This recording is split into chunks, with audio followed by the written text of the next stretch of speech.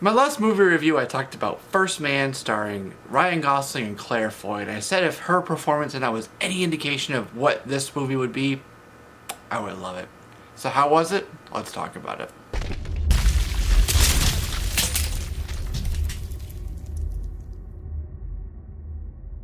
Hi, I'm Jesse. You're watching JLo's Comics. Thanks for pressing play. Today we're talking about The Girl in the Spider's Web, a new dragon tattoo story. This comes out in a wide release here in the United States on November 9th, 2018, and it clocks in at just under 2 hours. It's 1 hour and 57 minutes, or 117 minutes, whichever you prefer, and it is rated R.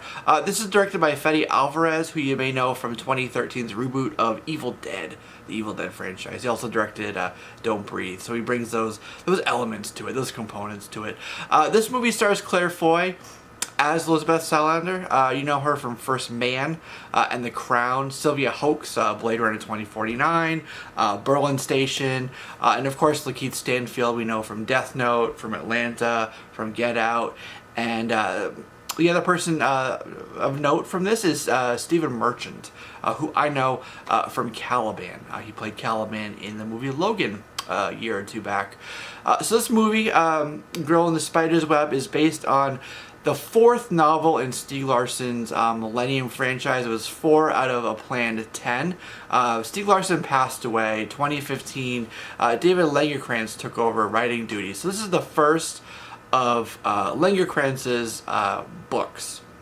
Also, DC Comics, via their Vertigo imprint, published a few graphic novels which started in 2012.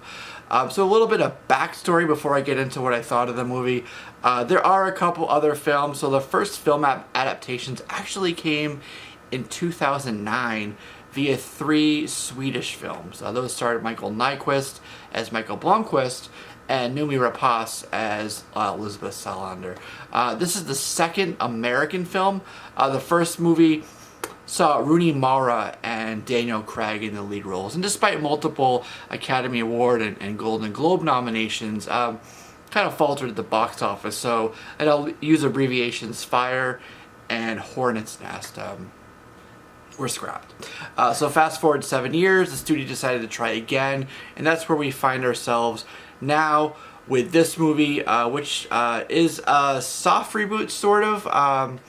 New director, new cast, new plot. See, they chose the 4th film, even though it's the 2nd movie. So, new cast and everything. And it has a really clunky title. They actually added some words to it, just to remind us that it is part of this franchise.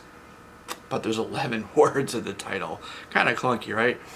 So, what did I think of this movie? Spider's Web, and I'm going to use abbreviations again. It's great at being an action thriller. However, the deeper psychological elements that made the preceding material so great is kind of lost here.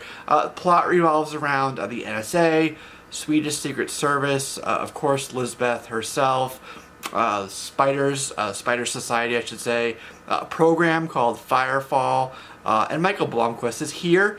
However, not as prominent as he should be. Like, his character and also his relationship with Lisbeth isn't really explored much at all. I do like that the film has deviated from the revenge on misogynistic men who hurt women sort of motivation of the previous iterations, and instead adapted a more a generic threat. However, it's a threat that's more on a global scale. That's an interesting choice in the midst of, you know, a Me Too era. And it rears its scarlet head most prominently in the villain of the film.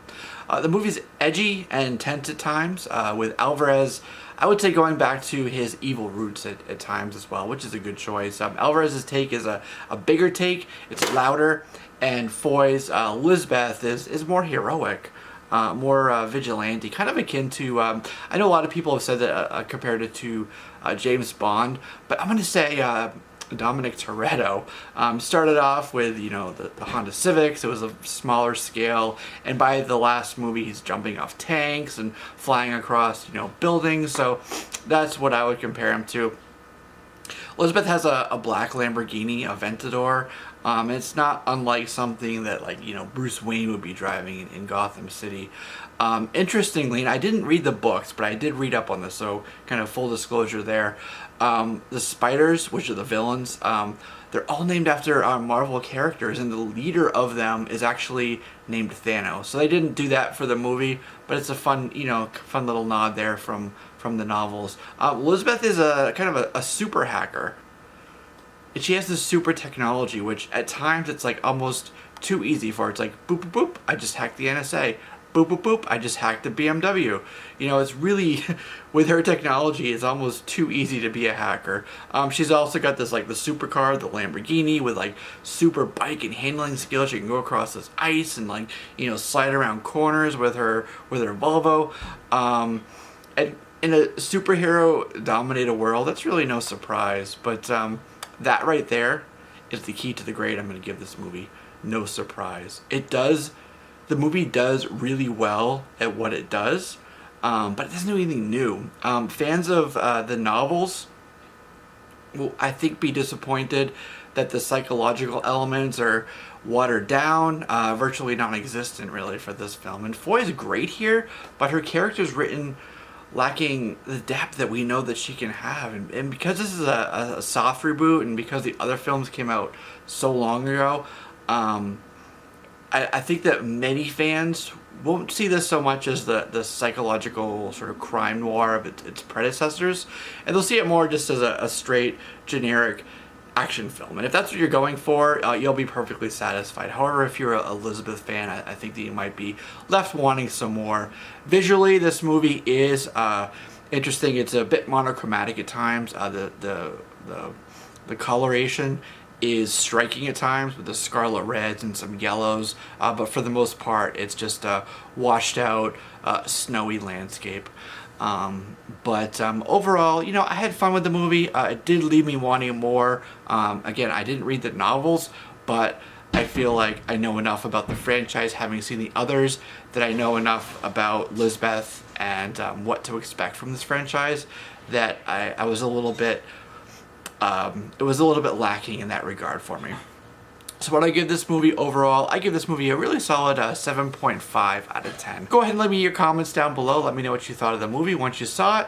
And if I'm way off here, to let me know that as well. But if it's your first time here and you like content like this, or if you like this video in particular, please go ahead and hit that like button, the subscribe button, and the little bell next to it, so you'll be one of the first people to know when I upload all my latest content. This is Jesse here at JLO's Comics, and this has been a review of The Girl in the Spider's Web, a new dragon tattoo story.